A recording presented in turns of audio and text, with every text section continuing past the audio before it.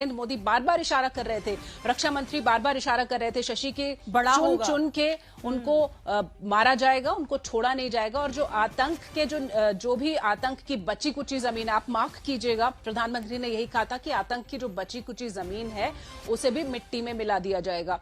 और ये ऑपरेशन सिंदूर में ऐसा ही कुछ हो रहा है, जब इन 9 आतंकी ठिकानों को पाकिस्तान के अंदर घुस के भारत ने खत्म किया है। और ये प्रेसिशन स्ट्राइक्स थे जिनको नाम दिया गया है ऑपरेशन सिंदूर। और ये एक बहुत बड़ा, अब तक का हम कह सकते हैं कि आतंक के खिलाफ भारत का सबसे बड़ा एक हमला हुआ है। और पाकिस्तान से जो 22 अप्रैल को पहलगाम में 25 भारतीय और एक नेपाली सिटीजन को मारा था, उसका बदला भी लिया है। और एक बहुत कड़ा संदेश यहां पर दिया है कि अगर आप बाज नहीं आओगे तो भारत आपको छोड़ेगा नहीं। तो ये सब कुछ हुआ है रात के 1:30 बजे के आसपास, आपको बता दूं। और ऑपरेशन सिंदूर इसको नाम दिया गया है।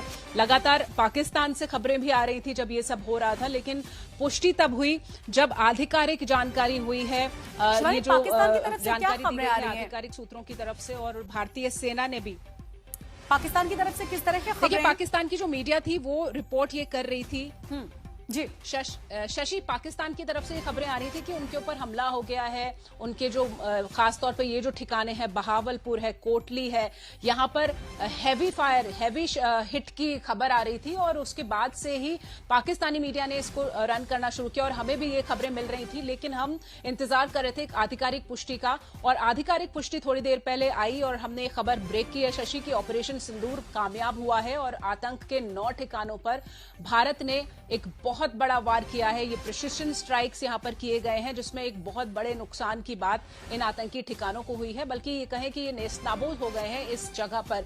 तो पाकिस्तान को एक करारा जवाब मिला है कि अगर आतंक को आप अपने यहां पनपने दोगे तो भारत आपको छोड़ेगा नहीं। तो ये एक ऑपरेशन सिंदूर जो जिसको नाम दिया गया, जिसकी पिछले कई दिनों से तैयारी चल रही थी, कई